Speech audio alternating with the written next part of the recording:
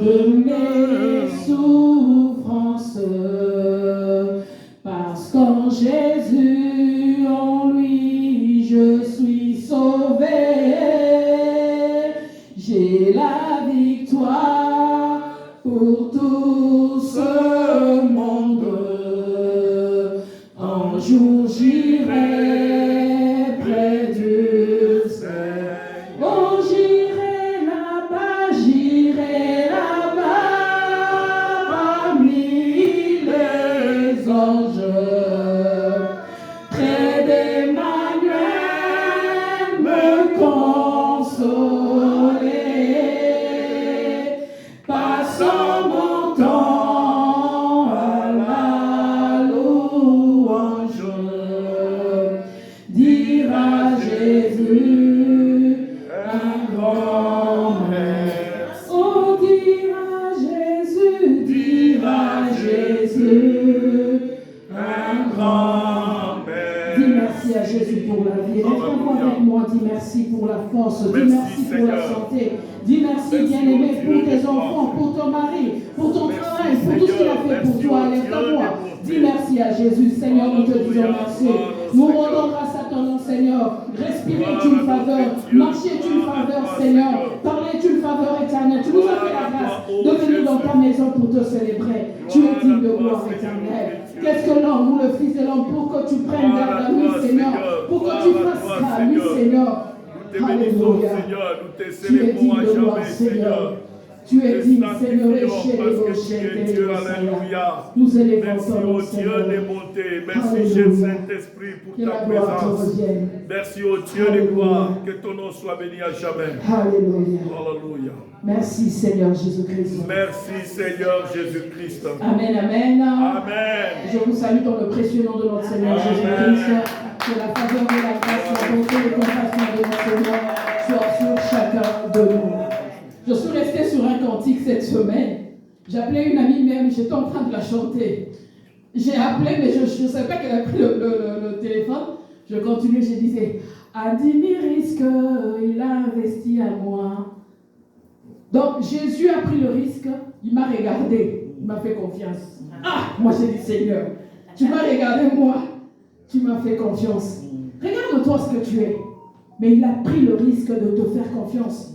Il a pris le risque de mettre son esprit en toi. Il a pris le risque, bien-aimé, de te racheter à la croix. Il a pris le risque de donner sa vie pour toi. Il a pris le risque, bien-aimé. Il t'a établi. Il a pris le risque, il t'a fait asseoir. Il t'a emmené dans les lieux élevés, à côté de Dieu le Père. Il a dit, j'ai fait confiance à cette fille. Seigneur, on y va avec elle. Il a pris le risque. Et mon ami me dit, qu'est-ce qui se passe avec toi? J'ai dit, non. Un 10 000 risques. Il a investi en moi. Amen. Alléluia. Acclame le Seigneur pour sa bien-aimée. Parce qu'il a pris le risque, il a investi en toi. Que Dieu te bénisse. Je suis dans la joie comme David dit. Je suis dans la joie comme me dit. Allons dans la maison du Seigneur. Je suis dans la joie de te voir, mon frère, de te voir, ma soeur, en bonne santé et en forme. Amen. Le fait que tu sois en ces lieux, tu es en bonne santé. Amen. Quel que soit ce que ton corps te dit, amen, tu es en bonne santé. Alléluia. Parce que la Bible me dit, ne regarde pas ce que ton corps te dit, mais regarde ce que le Seigneur te dit. Et à la croix, il a dit, j'ai tout accompli pour toi. C'est pourquoi toi, tu dois marcher en disant que je suis allé dans la maison du Seigneur. Il a tout accompli pour moi. Je veux bien, je me sens bien. Je sortirai de ce lieu en bonne forme. Je sortirai de ce lieu en joie. Tous mes problèmes seront résolus. Bien aimé, deux fois, les gens disent, non, il ne faut pas dire ça aux gens. Mais moi, je sais qu'en Jésus, il y a toujours une solution. Amen, amen. Amen. Nous sommes dans la 3e semaine, bien aimé dans le Seigneur. Nous continuons notre programme sur comment sortir des prisons sataniques. Nous avons passé 2 bonnes semaines, bien aimés. Nous commençons la 3e semaine aujourd'hui. Aujourd'hui, nous allons définir quelques prisons. Il y en a tellement. Il y en a tellement. Le diable séjoue de nos vies. Le diable a développé tellement de systèmes pour nous rendre captifs. Son but, bien-aimé dans le Seigneur, c'est que tu n'entres pas dans le royaume des cieux. Son but, bien-aimé dans le Seigneur, est de remplir l'enfer et de vider le royaume des cieux. C'est pourquoi il est entré même dans nos églises. C'est pourquoi il est entré même là où il ne faut pas qu'il soit là, il est là. Là où tu penses que ce n'est pas lui, c'est lui. Bien aimé, il va même, avant moi je pensais qu'il laisse les enfants tranquilles, mais il va même dans la vie des tout petits pour commencer à la base, pour détruire la base des tout petits, bien aimés dans le Seigneur. C'est pourquoi, bien aimé, nous de notre côté, nous n'allons pas nous relâcher. Nous allons continuer à nous battre. Parce que la vie, bien aimée, est un champ de bataille. Alléluia. Quand tu baisses les bras, on te tape. Quand tu tapes, tu tapes. Quand tu ne tapes pas, on te tape. C'est comme ça que ça se passe. C'est pourquoi il y a point de repos. Le repos, bien aimé, c'est le jour où tu expires et tu vas au ciel. C'est le jour où tu as le repos. Mais tant que ton corps et ton esprit est dans cette chair, il y aura toujours un combat, il y aura toujours des défis, il y aura toujours des situations auxquelles tu devras faire face. Mais Jésus te dit, dans toutes ces choses, nous sommes plus que vainqueurs par Jésus-Christ, notre Seigneur. Les prisons sataniques. Alléluia. On nous a parlé des prisons bien-aimées. Et nous allons le faire. Vous allez nous écouter. Vous allez entendre prison par-ci, prison par-là, prison par-ci, prison par-là. Ce sont des réalités et les gens sont dedans. Et les gens sont emprisonnés. Et les gens sont prisonniers, marchant ne sachant même pas qu'ils sont prisonniers. Il y a ceux qui savent qu'ils sont dans la prison et il y a ceux qui ne les savent même pas. Pour lui, je vis une vie normale. Pour lui, étant prisonnier, bien aimé, il y a ceux qui sont prisonniers, on a emprisonné seulement le corps. Juste le corps. Mais son esprit lui dit non, tu es en prison. Son âme lui dit non, tu es en prison. Mais il y a ceux, et le corps, et l'âme, et l'esprit. Donc tout est emprisonné. Il est là, il vacille sur la terre ici, il vivote, comme je peux dire, sans savoir qu'il est dans la prison. Et ce sont les personnes qui sont tout autour d'elle qui lui disent la vie que tu mènes, elle n'est pas normale. Et elle-même, quand tu lui dis ça, elle n'est même pas consciente de ça. Pourquoi? Parce que la prison est le corps, l'âme et l'esprit, tout est emprisonné. Donc ça veut dire que c'est des degrés différents de prison. Parce que quand nous voyons dans nos prisons terrestres, comme nous a parlé le bishop Lefort, quand tu vas dans la prison, il y a des degrés de prison. Il y a ceux qui sont condamnés pour une semaine. Il y a ceux qui sont condamnés pour un mois. Il y a ceux qui sont condamnés à mort, qui vivent dans le couloir de la mort. Ils n'ont plus rien à perdre. Ils se disent, bon, je vais mourir et c'est fini. Donc ça dépend de la prison dans laquelle tu as été enfermé. Et ces 90 jours vont nous permettre, bien aimés dans le Seigneur, de pouvoir nous situer et de nous conscientiser, de ne plus accepter l'inacceptable. Parce que tu es resté pendant 10 ans de ta vie en train d'accepter l'inacceptable. Tu dis non, chez nous c'est comme ça. Chez nous ça se passe comme ça. C'est normal que ça soit comme ça parce que chez nous c'est comme ça. Chez les Balous, c'est comme ça. Ça se passe comme ça. Chez les Bangala, les filles sont comme ça. Je dois être comme ça parce que je viens de cette tribu. Je dois être comme ça parce que je vis à Montréal.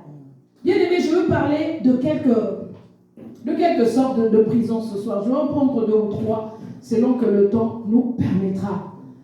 La première prison dont je veux parler aujourd'hui, c'est la prison des lieux où nous vivons. Alléluia.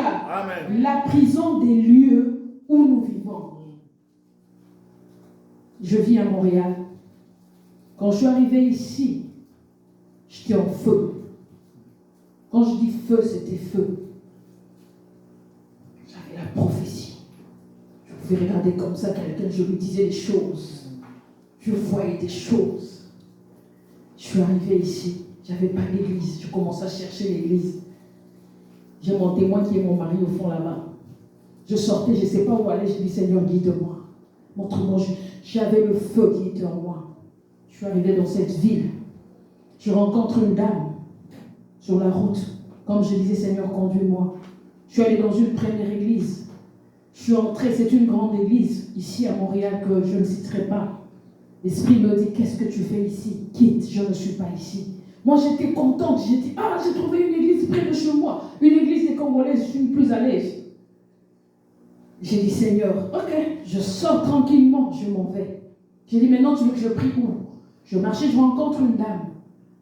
Je marchais comme ça dimanche matin. Je dis, je vais prier où? Je vais prier au Seigneur, je vais aller où? Je me tiens devant l'arrêt, j'ai dit, Seigneur, je vais aller prier. Là, je pétais le feu. Elle me dit, bonjour madame. Je dis, bonjour. Vous êtes congolaise, hein? J'ai dit, oui. Est-ce que je peux vous inviter dans mon église? Je dis, ok, il n'y a pas de souci. Je prends le bus avec elle, on descend dans une église. Je commence à prier dans cette église-là. On était dans le feu. Elle commence à me raconter comment ça se passe à Montréal. Elle dit à Montréal, quand tu viens avec le feu là, ça baisse, puis ça s'éteint. Je dis, ok. Elle dit, c'est un terrain bizarre. Montréal est un terrain bizarre. J'ai dit, ok. Petit à petit, bien aimé, j'ai commencé à constater des choses. J'ai dit, j'ai prophétisé plus. J'ai dit, Seigneur, qu'est-ce qui se passe? Mais j'étais dans la présence de Dieu. Bien aimé, j'avais subi l'influence de Montréal. J'avais subi l'influence de la vie dans laquelle je vivais. J'avais subi cette influence, nonobstant ma bonne foi. J'avais la bonne foi de servir Dieu. J'avais la bonne foi d'aimer Dieu. Mais il y a quelque chose qui était là, qui emprisonnait Montréal, et je me suis trouvé dans une prison involontairement. En train de me battre. Je me dis, je me bats contre quoi? Je ne sais pas. Nous sommes arrivés dans une église. On a souloué une église catholique. On a commencé à prier là. C'est une grande église. On servait le Seigneur. Bien aimé, un jour j'entre, l'esprit me dit, regarde à gauche. Je regarde à gauche. Je vois, on a écrit les Templiers. L'esprit me dit, va chercher. Je vais sur Maman Google. J'ai dit, Maman Google, les Templiers là, c'est quoi? Maman Google me raconte des histoires, c'est ça. J'appelle mon pasteur, je dis, on ne prie pas au bon endroit. Il y avait des combats. Des combats à cet endroit, vous n'avez pas d'idée. J'ai dit au pasteur, j'ai dit, nous subissons l'influence du combat du lieu où nous sommes en train de sous-louer. Il me dit, non, c'est bon. J'ai dit, non, c'est pas bon. On a continué à prier. Il y avait une dame qui venait là, une Québécoise. Elle était bizarre. Elle venait au culte, elle s'asseyait en avant, elle nous regardait. On priait. C'était difficile pour beaucoup parce que c'était une église swahiliforme. C'est-à-dire qu'on parlait swahili, on sortait du swahili pour aller dans le français. Et le swahili là que eux parlaient, moi je ne comprenais pas. Moi je parle swahili. Mais ils parlaient le swahili là, quand ils parlent, moi je devais être interprété pour comprendre mon swahili et pour passer au français. Mais Dieu nous a fait grâce. On priait. Et c'est dans cette église-là que j'ai failli perdre mon garçon. Parce qu'il y avait une prison des lieux. On priait, je n'ai jamais prié comme ça de ma vie. Mais c'était fermé, il y avait des combats. J'ai eu mon garçon, il est resté 2 mois à l'hôpital. C'était compliqué à cet endroit-là. Fut un jour où chaque fois que je rentrais après avoir servi Dieu, chaque fois que je rentrais à la maison, mon garçon était malade. Il y avait toujours de la fièvre. Et moi, je sentais comme si quelqu'un me piquait quelque chose dans les dos. J'avais mal. Je dis non, c'est assez. Un jour, j'arrive là-bas à l'église. Je leur dis tout haut. Ça, c'est la prison des lieux toujours, de l'église. J'ai dit, écoutez-moi bien. Là, je laisse d'abord les choses de Dieu. Je vous parle là. Quand j'ai quitté l'Afrique, je suis venu, ce n'est pas pour quelqu'un. J'ai parlé, ma chair a parlé. J'ai dit, les jours où je vais encore avoir la fièvre sur le corps de mon enfant, le jour où moi, là, je vais avoir la maladie, quand je vais revenir ici, vous n'allez pas me reconnaître. Amen. Bien aimé dans le Seigneur, des fois, ces choses-là marchent. Et depuis ces jours-là, mon fils n'a plus de fièvre. Il n'y a plus rien eu. C'est pour nous dire, c'est une parenthèse que j'avais ouverte, c'est pour nous dire, bien aimé dans le Seigneur, qu'il y a des prisons, des lieux. Je reviens à cette dame. Tellement il y avait la prière. Un jour, on arrive en hiver. On trouve cette dame assise à même la neige par terre dans la boue. Je dis bonjour madame. J'entre. Tout le monde qui est rentré dit maman Wivine, tu n'as pas vu la dame? Je dis elle est en train de payer ce qu'elle est en train de faire ici. La prière a su quand même le vaincre. La vaincre plutôt. Et elle n'est plus revenue. Mais j'ai dit au pasteur, nous devons quitter ces lieux. Parce qu'il y a des combats bien aimés. Il y a des endroits où quand tu entres, c'est toi-même qui vas te livrer en prison. Des prisons, des lieux. Des prisons bien aimés, de fois, il suffit que tu bouges. Il suffit que tu te déplaces. Il y a des prisons comme nous, ici à Montréal, on va aller où? Alors nous devons demander au Seigneur de nous sortir du prison, des lieux. Bien aimé, j'ai entendu un homme de Dieu qui parlait sur Internet. Il était en train d'expliquer, il dit, nous, c'est un Camerounais. Il dit, dans notre village, il y avait un arbre. Quand tu passais devant cet arbre, tu sentais des sensations bizarres. C'est-à-dire que tous les jeunes hommes de ce village n'évoluaient pas. Il y avait comme quelque chose qui n'allait pas. Je vous parle là des prisons, des lieux. Il y a des lieux où on dit que dès que tu mets ton pied là, tu ne vas pas évoluer. De loin, ça peut paraître comme étant ton Canaan. Mais arrivé à l'intérieur, tu verras que toi-même, tu vas te dire, si je n'étais n'étais même pas venu dans ce pays, j'aurais fait mieux. Si je n'étais pas venu dans cette ville, j'aurais fait mieux. Tu te dis, Seigneur, qu'est-ce qui se passe? J'ai fait ce que tout le monde fait. C'est comme si les autres font un effort et moi j'en fais 10, bien-aimés, pour recevoir ceux qui font un effort au soir. Alors, bien-aimés, là, il y a quelque chose qui ne marche pas. Le gars disait ceci. Chaque fois qu'on passait, il y avait quelque chose qui ne marchait pas. Il y avait comme un esprit. Alors, un jour, les gens du quartier se sont dit, on va se lever, on va briser, on va couper cet arbre. Alors, on a appelé la première personne qui avait une scie. Elle a coupé, là, ça ne coupait pas. 4 personnes, quand on coupe, c'est la scie qui se coupe. Alors, on est parti chercher un homme de Dieu qui avait une scie. Il est venu, il priait. Puis, il a coupé l'arbre. À l'intérieur de l'arbre, on trouve une casserole. Je dis à l'intérieur d'un arbre qui n'a pas de trou. Cet arbre, cette casserole est entrée là-dedans comment? Je ne sais pas. On a mis le trou, on a pris la casserole, on a sorti. Lorsque l'homme de Dieu a ouvert la casserole, bien aimé, il a trouvé les noms de tous les jeunes du quartier, roulés avec un fil rouge, où on avait mis dans les... En tout cas, c'était des liens.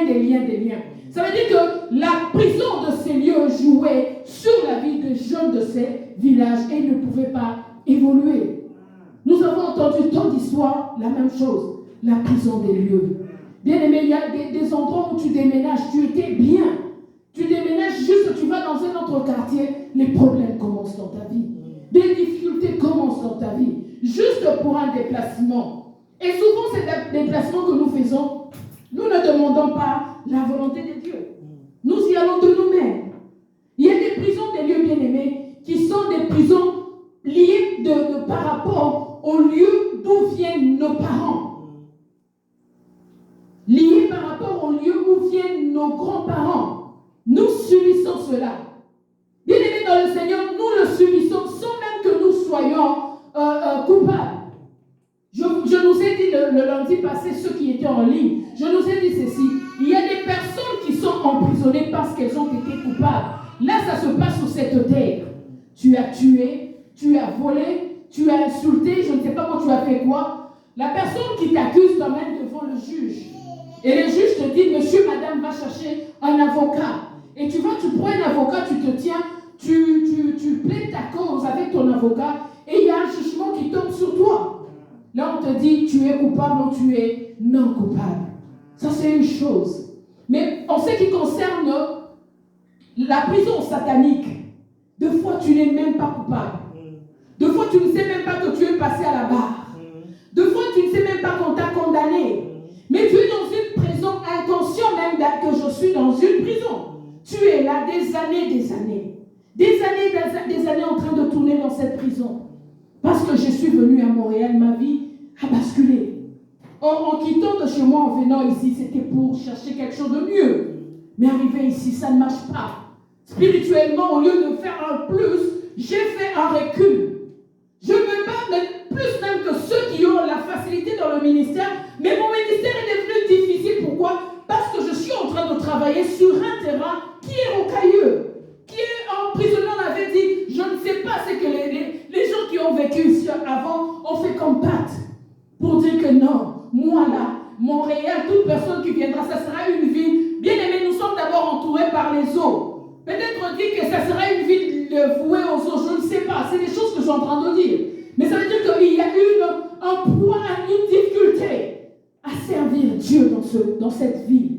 Ça veut dire que nous devons d'abord quitter les prisons des lieux. Et la façon de quitter les prisons des lieux, nous allons la voir plus tard. La deuxième sorte de prison que je prendrai avec vous ce soir, c'est la prison de la stagnation. Stagner. Stagner veut dire tenir, tu tiens Dieu seulement, tu fais un pas en avant, 5 pas en avant, puis tu en fais 10 en arrière. Tu fais 4 en avant, tu es toujours tu fais un surplace. Quand tu penses que tu es en mouvement, mais tu es en train d'être sur place, tu fais un surplace. Tu fais un surplace pendant... Ça te donne l'impression que tu bouges, mais au fond, tu ne bouges pas. Tu es en train de stagner. Tu n'évolues pas en soi.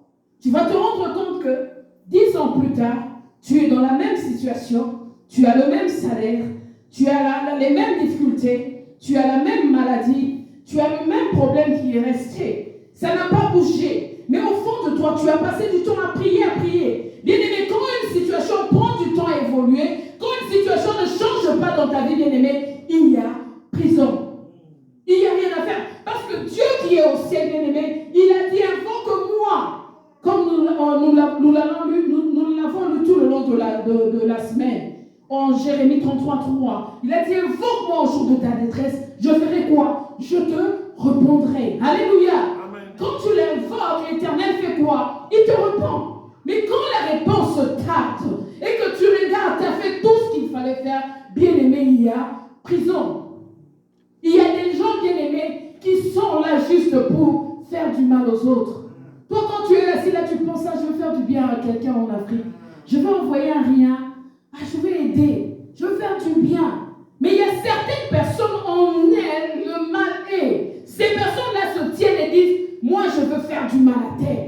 Elle ne va pas évoluer. Ses enfants ne seront pas dans la joie. Mais bien aimé dans le Seigneur, tu ne lui as rien fait. Au contraire, quand tu penses à cette personne, tu penses à elle en bien. Tu ne penses pas à cette personne en mal.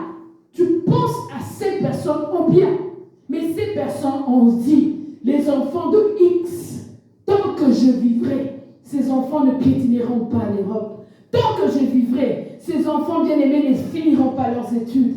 Tant que je vivrai, ils se marieront, mais ils n'auront pas la joie de la maternité. Tant que je vivrai, ils vont étudier, ils feront des doctorats, mais leur salaire sera toujours inférieur au niveau bien-aimé des études que ces enfants ont fait. Pourquoi toutes ces choses nous arrivent-elles? Pourquoi toutes ces choses tombent-elles sur nous? Tu feras du surplace, bien-aimé. Tu vas stagner, tu vas prier Dieu. Mais tant que tu es dans une prison, il est difficile que la main de l'Éternel puisse t'atteindre. Les prisonniers bien-aimés dans le Seigneur n'ont pas le temps de dire non, je vais regarder Netflix aujourd'hui. Je vais acheter du popcorn, je vais regarder Netflix. Aujourd'hui, je passe ma journée dans mon lit devant la télé. Ils n'ont pas ce privilège parce qu'ils sont dans la prison. Leur droit leur a été arraché. Ils n'ont plus droit à la vie. Ils n'ont plus droit à la liberté. Ils n'ont plus droit à faire ce qu'ils veulent. Pourquoi? Parce que quelqu'un les a pris et les a mis dans une prison et a mis la limitation et a dit que ces personnes vont stagner. Comme je vous ai dit, il y a des personnes qui sont limitées, bien aimées seulement par le corps. Emprisonnées par le corps. Ça peut être la maladie. Ça peut être on a mis sur toi un masque. Toi, tu ne peux pas faire 3 mois dans un travail. Toi, tu ne peux pas trouver un bon travail. C'est-à-dire que quand toi, tu vas chercher du travail, comme je l'ai dit l'autre fois, les sorciers, comment ils procèdent? Quand ils t'ensorcellent, ils te mettent dans une prison. Pierre, dans la prison, bien aimé, on nous dit qu'il avait 4 gardes, 16 d'un côté, 16 de l'autre. C'est-à-dire que les autres, il y avait ceux qui étaient attachés, et ceux qui étaient attachés à ceux qui étaient attachés aux mains comme aux pieds. Ça veut dire que quand tu es dans une prison de sorcellerie, ça veut dire quoi? Ça veut dire que tout mouvement que tu fais est contrôlé. Tu es contrôlé, bien aimé dans le Seigneur. C'est comme un prisonnier, on dit que dans la prison, on se réveille à 7h du matin. À 7h05, bien aimé, tu n'as pas le droit de rester dans la prison. Tu ne peux pas, tu es obligé de te lever et de sortir. Et à 7, je ne sais pas moi, 8h, tu es obligé de retourner dans ta cellule. Tu es en train de suivre un rythme que le ténèbre t'a imposé. Tu ne peux pas faire un projet. Donc ça veut dire qu'on t'a délégué des gens qui sont en train de te garder. Quand tu vas chercher un travail, même si tu as des compétences, même si tu as vraiment des compétences, c'est toi la personne la plus compétente. Tu arrives là, tu présentes ton dossier, puis le manager regarde, puis il y a quelqu'un qui lui dit, non, lui c'est notre prisonnier. Le manager sait que c'est bon, mais l'esprit qui te contrôle met en lui quelque chose pour lui dire que lui n'a pas de place ici. Et 2 fois, vous restez juste à 3. Juste à 3. Et quand il faut choisir les 3, là, c'est toi le meilleur. Mais on dit, madame, on est désolé. On a pris l'autre. Ce n'est pas la faute du manager. Mais c'est parce que tu es dans une prison, on a dit que toi, tu dois stagner. Tu ne dois pas évoluer. Tu ne dois pas aller de l'avant. Tu ne dois pas faire mieux ce que les autres ont fait. Tu vas stagner toute ta vie. Jusqu'au jour où on va nous dire, tu es mort. Ou tu es mort, on t'enterre, tu pars. Tu n'as pas pu entrer dans ta destinée. Tu n'as pas pu entrer, bien-aimé, dans ce que l'Éternel avait prédit pour toi. Tu as fait que goûter un peu de ce que Dieu avait voulu dans ta vie. Alléluia. Amen. Alléluia. Amen. Bien-aimé dans le Seigneur, nous devons, comme on nous l'a demandé, pendant ces 80 jours, nous mettre dans la présence de Dieu. Prier afin que nous puissions sortir de toutes ces prisons. Je vais prendre une dernière parce que je vois que le temps avance. La troisième prison que je vais prendre, c'est la prison de la volonté. La prison de la volonté. C'est une très grande prison. Et la mauvaise de toutes. La volonté. Bien-aimé, tu sais que tu dois faire. Mais tu n'arrives pas à faire. Tu as tout ce qu'il faut pour faire. Mais tu n'arrives pas à avoir la volonté de te lever. Comme l'enfant prodigue. Cet enfant prodigue, bien-aimé, quand il était parti, à un moment donné, il s'est levé, il a dit, oui, je me leverai et j'irai vers mon Père. Tu n'as pas cette volonté de te lever. Tu connais ta situation. Tu sais qu'en prenant la cigarette, je veux mourir. Tu le sais que c'est pas bon et que ça va me tuer. Mais tu n'as pas la volonté. Tu sais, mais tu n'as pas la volonté. On a pris ta volonté, on l'a mis en prison. Tu sais qu'il faut que je puisse, bien aimer, je puisse arranger ma carte de crédit, je puisse payer les dettes de la banque. Deux fois, tu as l'argent pour le faire, mais tu ne le fais pas. Parce que la volonté a été mise en captivité. La volonté a été emprisonnée. Ce qui fait que la dette s'accroît, la dette s'accroît, la dette s'accroît, la dette s'accroît. Mais tu es capable de dire que non, je veux arrêter. Je dois déchirer cette affaire et commencer à rembourser. Deux fois même le Seigneur te donne de l'argent pour rembourser, mais tu n'as pas la volonté. Parce que ta volonté a été emprisonnée. Deux fois tu t'es dit à la maison, on est parents, tu dis non, on est à la maison. Si le diable a dit que dans ta maison, et il sait que la prière de la famille est la base de la réussite de ta famille. Il a pris la prière de la famille, il l'a mis en prison. Ça veut dire que tu sais qu'il faut que tu appelles tes enfants. Tu sais qu'il faut que vous fassiez la réunion. Je sais qu'il faut que je le fasse parce que nos vies en dépendent. Je sais, mais je ne suis pas capable. Je ne suis pas capable. Deux fois, je suis assis, je les appelle, j'ai dit, ils sont loin. Nous avons une prière de famille une fois le mois. Nous sommes éparpillés à travers le monde. Mais c'est un combat. C'est un combat pour nous réunir. Mais nous le faisons par la grâce de Dieu jusqu'alors. Il y a des fois, on arrête pendant 5 mois. Puis il y a quelqu'un qui se réveille qui dit, ah, on doit revenir à ça. Mais c'est pour nous dire qu'il y a des prisons de volonté. Parce que l'ennemi sait qu'en faisant ça, tu as le succès. En faisant ça, bien-aimé, tu sors de la prison et la main de Dieu t'atteint. Comme je nous ai dit, quand tu es en prison, ce n'est pas tout moment que l'on te regarde. Qu'on te voit plutôt, qu'on vient te rendre visite, ce n'est pas tout moment. Tout est calculé. Ça veut dire que l'ennemi est en train de diriger ta vie comme une pièce de dame ou une pièce d'échec. S'il veut aller avec toi à gauche, il t'emmène à gauche. Il te fait faire un semblant de réussite. Et toi, tu es dans ton confort. Tu dis, non, je suis bien. Non, tu n'es pas bien. Alléluia. Tu n'es pas bien. Tu ne vis pas la vie que tu devais vivre. Il faut que ta volonté, bien-aimée, puisse sortir de la prison. Pour que tu te regardes toi-même, tu dis, ça, ce n'est pas moi. Alléluia. Amen. Ça, ce n'est pas ma vie. Et que tu puisses te révolter. Comme je nous ai dit la dernière fois, la seule façon de sortir de la prison, la première chose, c'est le révolte. Et la deuxième, c'est la prière. Mais tant que tu ne t'es pas révolté de ta situation, il est pratiquement difficile que tu sortes de la prison. Il est difficile que tu le fasses. La volonté sur laquelle on a marché. La volonté sur laquelle, bien-aimé, la prison est appris ta volonté. Bien-aimé, tu ne sais même pas distinguer, tu ne sais plus distinguer le mal du bien. Aujourd'hui même, l'Église est dans la prison.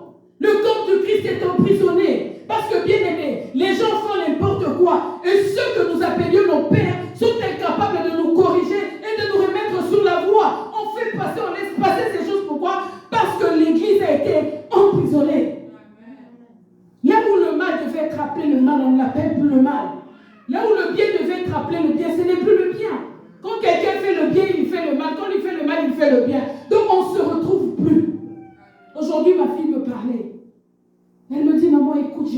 qui avait un problème, qui est parti chercher une autre amie. Et cette autre amie-là l'a confiée à un pasteur. Elle est partie lui parler, je ne sais pas de quoi. Elle me dit, maman, je ne sais pas.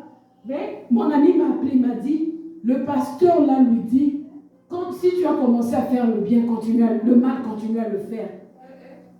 Mais non, maman, ma fille me dit, maman, est-ce que c'est possible qu'un pasteur dise ça à quelqu'un? Je dis, non, il ne peut pas dire ça. Quelle que soit la situation dans laquelle je lui ai donné quelques versets qui disaient que le Seigneur est venu pour nous sortir du péché, pas pour nous laisser dans le péché. Et je lui dis, comment il s'appelle ce pasteur? Il me dit, il s'appelle Jonas. J'ai dit, je comprends pourquoi. J'ai dit, je comprends pourquoi. Parce que Jonas a été envoyé Ninive pour sauver Ninive. Il a refusé de rentrer. Il a dit, moi, je vais leur dire, ils vont changer. Quand j'ai dit ça à ma fille, elle a commencé à rire. J'ai dit, dis à ton ami, dis-lui de donner le livre de Jonas à ton ami et à ce pasteur-là qu'il lise. Parce que Jonas, il voulait se détourner de sa mission à cause qu'il ne voulait simplement pas que Ninive soit sauvée. Je dis donc, lui, il a pris le nom de Jonas et il a pris le mauvais côté de Jonas et il a commencé à dire aux gens, c'est mieux que tu continues à pécher si tu as commencé à pécher. J'ai dit, je n'ai jamais entendu parler de ça. Ma fille à 16 ans, elle me parle de ça. J'ai dit, non, il faut dire à ton ami. Je lui ai dit ce qu'il fallait dire à son ami. C'est pour dire que la volonté même de l'Église a été emprisonnée. Et nous devons sortir de ce chose. Nous devons sortir, bien aimés, de cette prison de manque de volonté. De fois, tu vois quelqu'un qui fait le mal. Tu as du mal à lui dire que c'est mal ce que tu fais. Parce que tu n'as plus, bien aimé, le zèle même du ministère que tu fais. Parce que ton ministère a été quoi? Emprisonné. Ta volonté a été emprisonnée. Nous devons, bien aimé, nous battre pour cela. Si Jacques était mort en prison, Pierre n'était pas mort en prison, bien aimé dans le Seigneur. Jacques n'a même pas eu le temps. Toi, tu n'es pas Jacques, mais tu es Pierre. Et mieux d'abord, tu es Paul. Parce que Pierre, là même, il dormait en prison. Je veux nous lire un peu. On va lire la parole de Dieu. Sinon, vous direz, maman, Villa, elle est venue, elle a parlé. Elle n'a pas vu la parole de Dieu. Nous allons prendre Actes des Apôtres.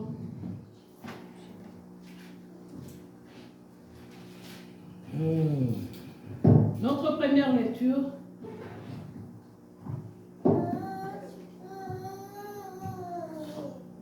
Nous aurons 2 lectures à faire.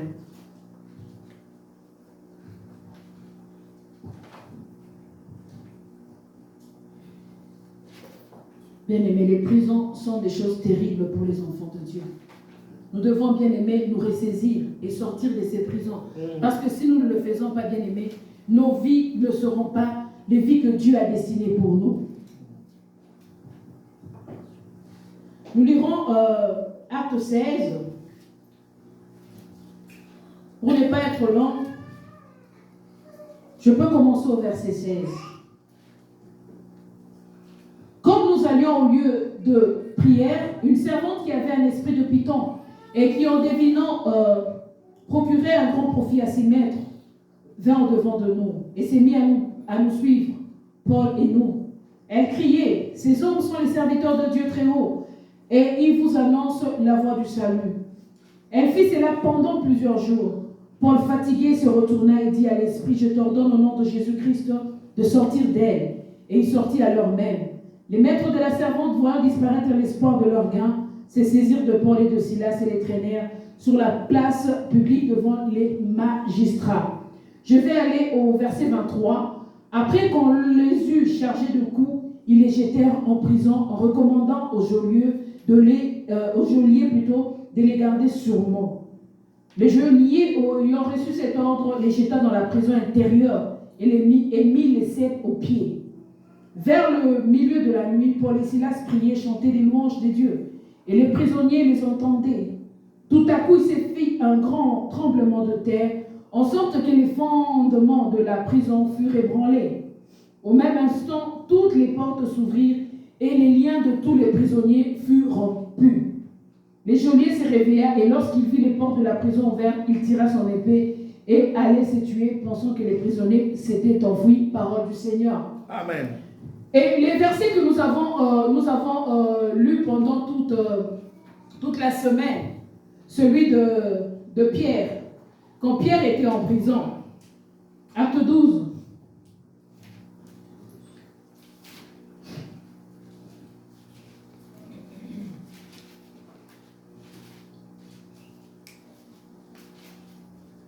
Acte 12, la parole de Dieu nous dit ceci.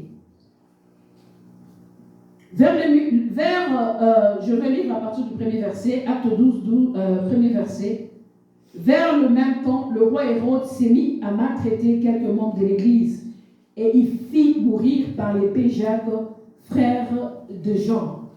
Voyant que cela était agréable aux Juifs, il fit encore arrêter Pierre. C'était pendant les jours de pain sans levain. Nous pourrons aller au verset 5. Pierre donc était gardé dans la prison et l'Église ne cessait d'adresser pour lui des prières à Dieu. La nuit qui précéda le jour où Hérode allait le faire comparaître, Pierre, lié des 2 chaînes, dormait entre 2 soldats et des sentinelles devant la porte gardaient la prison. Et voici un ange du Seigneur survint et une lumière brilla dans la prison. L'ange réveilla Pierre en le frappant au côté et en disant « Lève-toi promptement ». Les chaînes tombèrent de ses mains. Et l'ange lui dit « Mets ta ceinture et tes sandales ». Et il fit ainsi. L'ange lui dit encore « Enveloppe-toi de ton manteau et suis-moi ». Pierre sortit et le suivit en ne sachant pas que ce qu'il se faisait par l'ange fut réel et s'imaginant avoir un songe. Lorsqu'ils eurent passé la première garde, puis la seconde, ils arrivèrent à la porte de fer qui mène à la ville, qui s'ouvrit d'elle-même devant eux. Ils sortirent et s'avancèrent dans la rue. Aussitôt, l'ange quitta Pierre, parole du Seigneur. Amen. Nous avons bien aimé dans le Seigneur 2 cas d'espèce. Nous avons 3 cas plutôt d'espèce. Nous avons le cas de Jacques, le cas de Pierre et le cas de Paul et Silas. Dans le premier cas, Jacques n'a même pas eu le temps de respirer. Lui, il a été emprisonné et on a coupé sa tête. Ça veut dire que ça fait comme une terreur au niveau de la foi des apôtres. Ils avaient maintenant comme peur de dire que chaque fois que l'on sera emprisonné, on va nous faire quoi? On va nous couper la tête.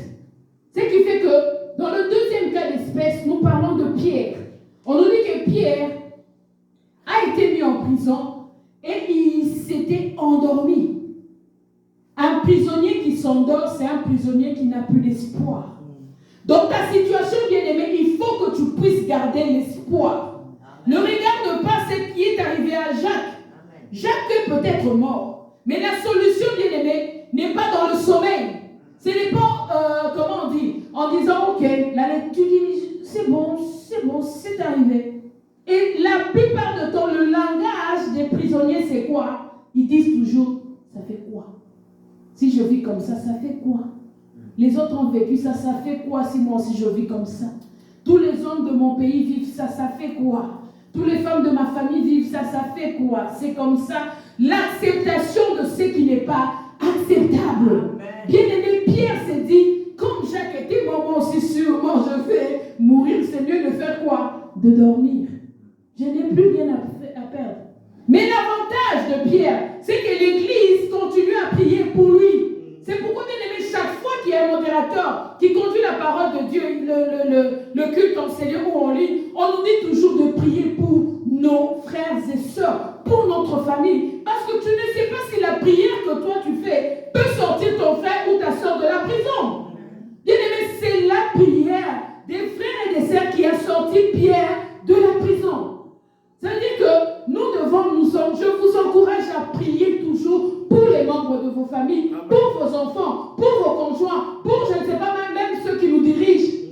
Comme l'a dit maman José ici. Si vous voyez ce qui s'était passé, pour ceux qui ont l'occasion de voir l'ouverture des Jeux Olympiques à Paris, là c'est une autre chose. Je me dis, Seigneur, c'est fini. J'ai simplement dit c'est fini et je n'ai même pas regardé jusqu'à la fin. Comment Christ a été, comment on s'est joué de notre Seigneur. C'est des choses que tous les chrétiens, j'ai dit, ça c'était des choses que tous les chrétiens devraient publier et dire non à cela. Parce que bien aimé dans le Seigneur, les gens quand tu te moques de leur pasteur, ils se fâchent, là ils écrivent n'importe quoi. Mais on s'est moqué de notre Seigneur. Ils ont pris des drag queens et ils les ont fait bien n'importe comment pour imiter le tableau de la scène du repas, de la Sainte Seine. Imaginez-vous, qui était habillé n'importe comment. Ça, c'est juste qu'une étape. Celle qui m'a la plus choquée, c'est celle-là. Les autres, là, je me dis, bon, ils n'ont rien manqué. Hein? Ils n'ont rien manqué. Pour blasphémer, ils l'ont très bien fait. Donc, c'était une parenthèse que j'ouvrais. Bien aimé, Pierre était là endormi.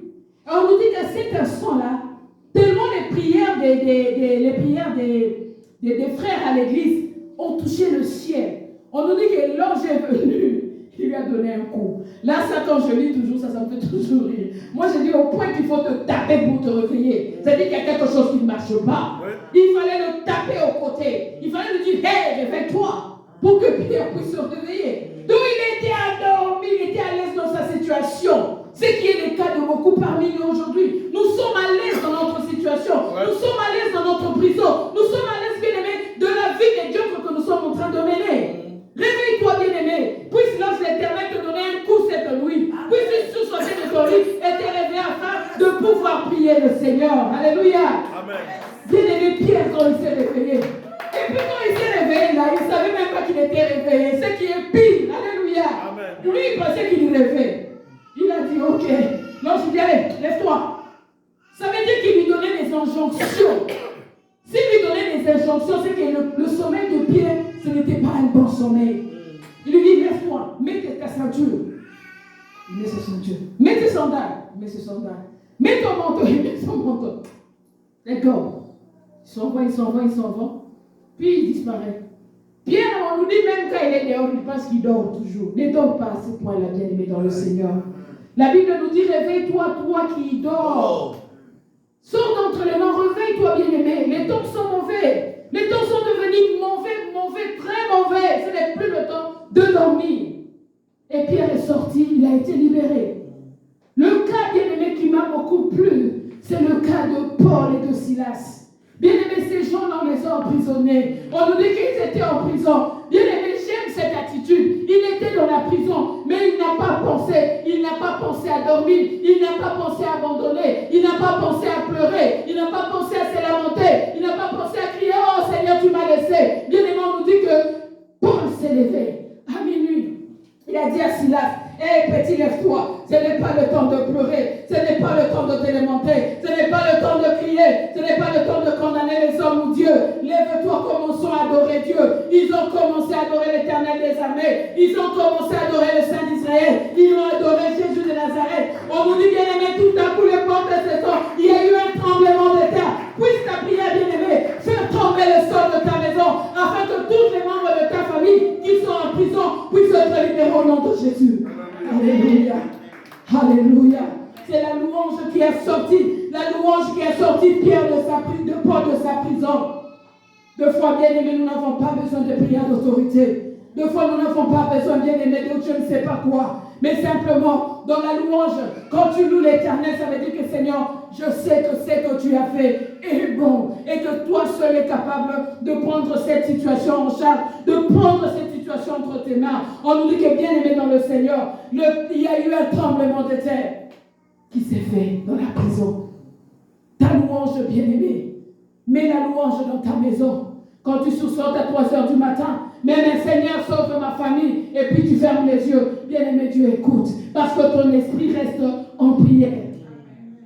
Mets la parole de Dieu, mets la louange, mets l'adoration. Tu peux adorer, ton esprit reste dans l'adoration, même si ton corps est couché. Ne laisse pas, bien-aimé, le temps sont mauvais.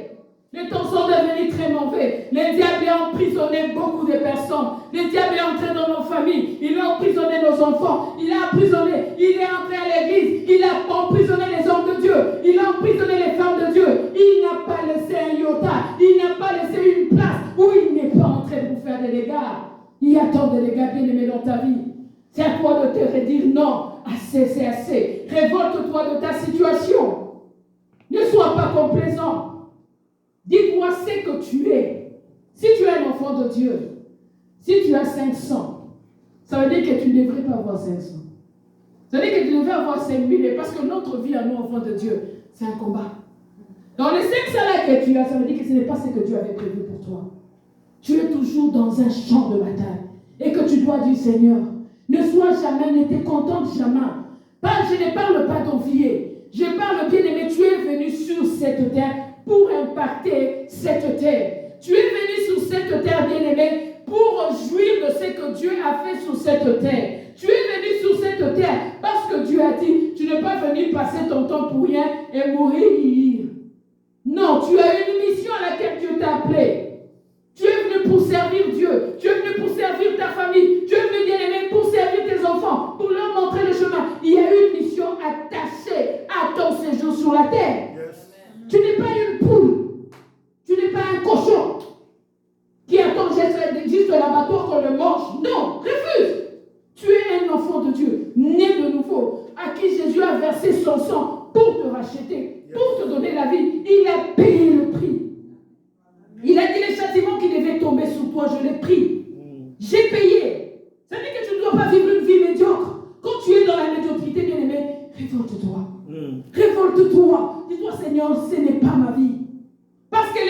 en toi te dit, alléluia, Amen. ton esprit te dit que non, ça ce n'est pas ma vie.